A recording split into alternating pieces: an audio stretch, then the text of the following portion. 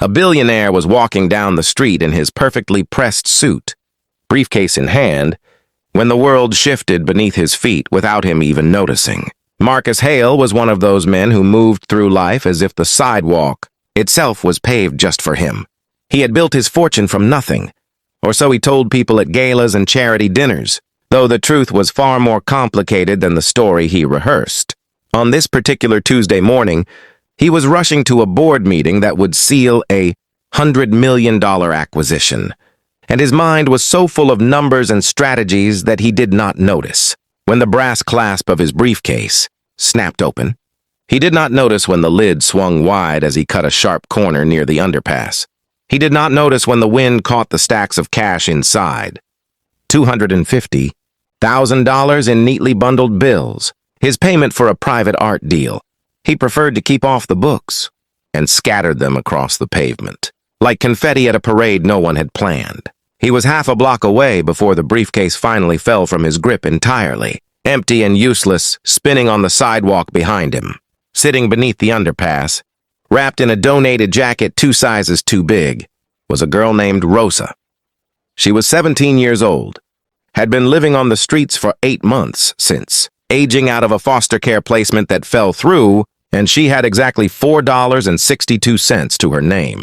She had been watching the pigeons fight over a discarded sandwich when she saw the man in the suit turn. The corner and the sky quite literally began to rain money. For a moment she did not move. She thought she was dreaming, or hallucinating from hunger, or that this was some kind of cruel prank being filmed for the internet. But the bills were real.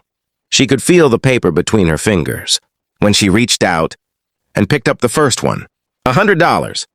She had never held a $100 bill in her life. She stood up slowly and looked around. People were walking past with their heads down, earbuds in, entirely unbothered, as the wind continued to scatter the cash in every direction. Rosa did not think about what she could buy. She did not think about a warm bed or a hot meal or new shoes, though God knew she needed all three. What she thought about was the man. She picked up every single bill she could find, crawling along the sidewalk, reaching into gutters, chasing papers that had blown against the iron fence of the park nearby. It took her 40 minutes. 2 other people walked by, and she watched them pocket bills without hesitation, and she understood that, and she did not judge them, because survival looks different to everyone. But she kept collecting. When she was done, she sat back down and counted. $231,000. She wrapped it in an old newspaper she found nearby, tucked it under her arm, and went looking for the man she had seen drop it. She described him to a shopkeeper, tall, gray temples, navy suit, gold cufflinks, and the shopkeeper, surprised by the specificity, actually recognized him. "That sounds like Marcus Hale," he said. "He has offices in the tower on 5th.